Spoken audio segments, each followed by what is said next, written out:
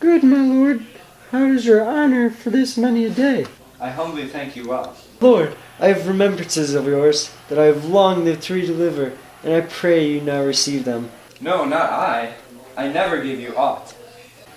My honored lord, you know right well you did, and with them words of so sweet breath composed as made the things more rich, their perfume lost. Take these again, for to the noble mind rich gifts wax poor when givers prove unkind. There, my lord. Ha ha! Are you honest? My lord? Are you fair? What means of your lordship? That if you be honest and fair, your honesty should admit no discourse to your beauty. Beauty, my lord, have better commerce than with honesty? Aye, truly.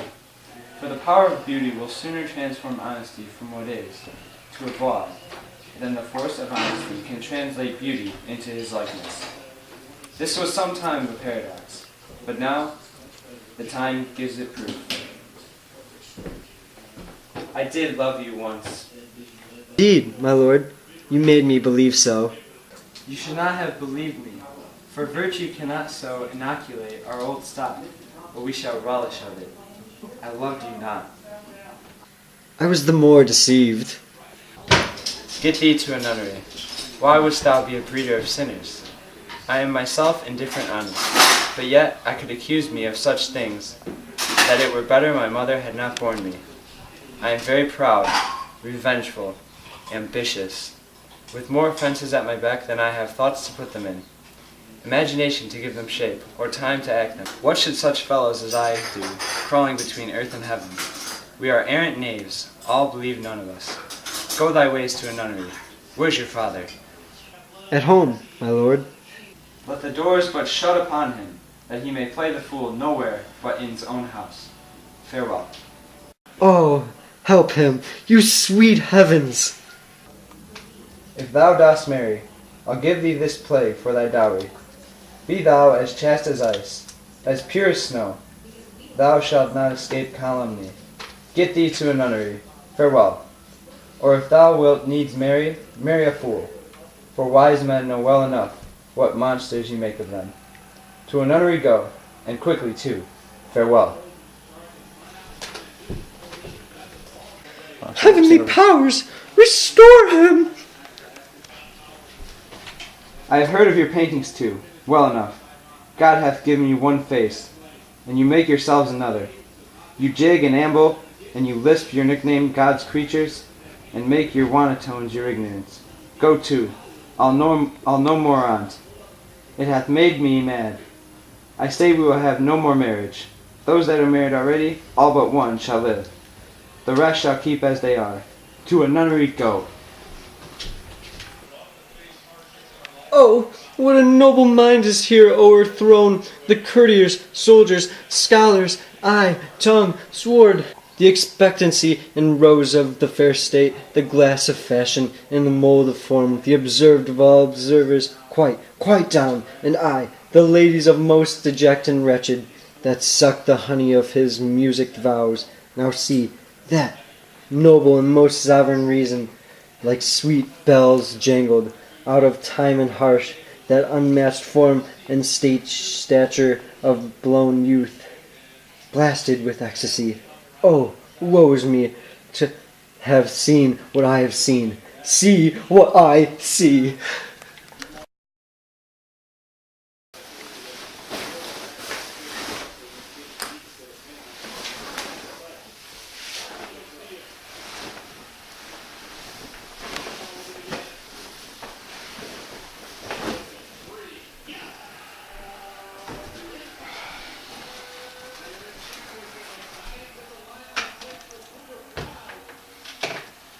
Love?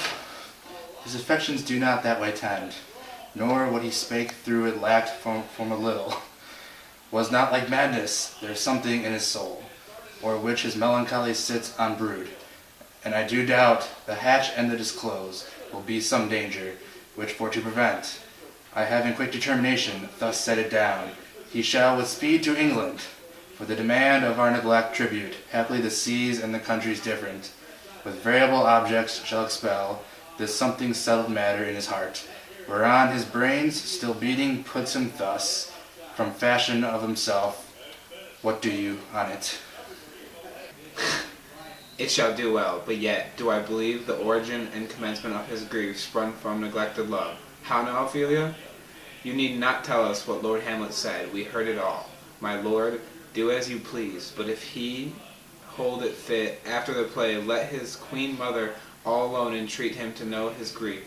Let her be round with him, and all be placed, so please you, in the ear of all their conference.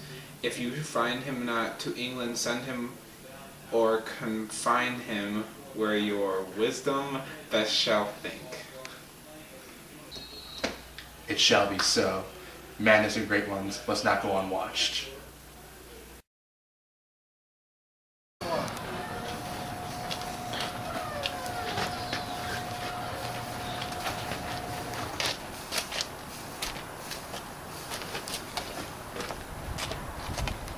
Hey, come with me.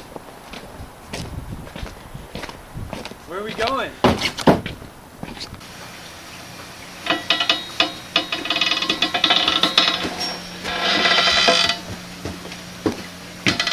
Oh.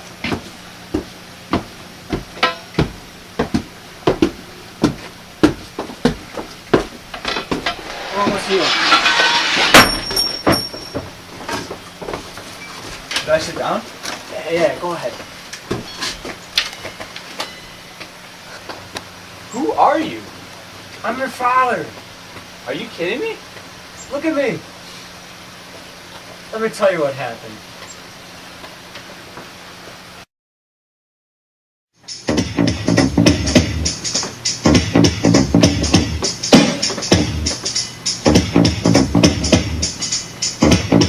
Now this is a story all about how my life got turned upside down. I'd like to take a minute, just sit right there. I'll tell you how you became the ghost of your daddy sitting right here.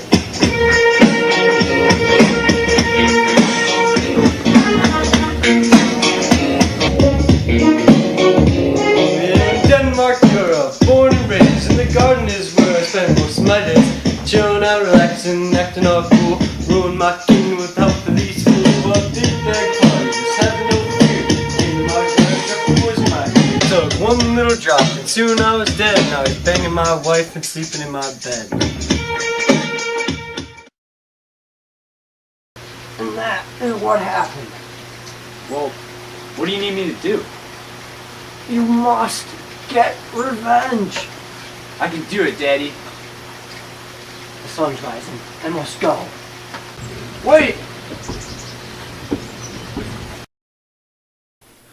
Give him these notes and this money, Ronaldo. I will, my lord. You shall do marvelous, wisely good, Ronaldo, before you visit him to make inquire of his behavior. My lord, I did intend it. And impart him, but you may not say well. But if to be he, I mean, he's very wild, addicted so and so, and there put on him what forgeries you please. Marry, none so rank as may dishonor him.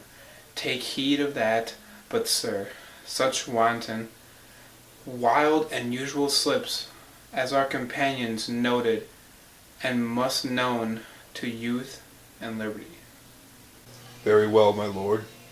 Aye, or drinking, fencing, swearing, quarreling, drabbing, you may go so far. As gaming, my lord. Faith, no. As you season it in the charge, you must not put another scandal on him, that he is open to incontinency. That's not my meaning, but breathe his faults so quaintly that they may seem the taints of liberty, the flash of outbreak of a fiery mind, a savageness in unreclaimed blood, of general assault. Lord, that would dishonor him. Wherefore should you do this? But, my good lord, Marry, sir, here's my drift, and I believe it is a fetch of wit.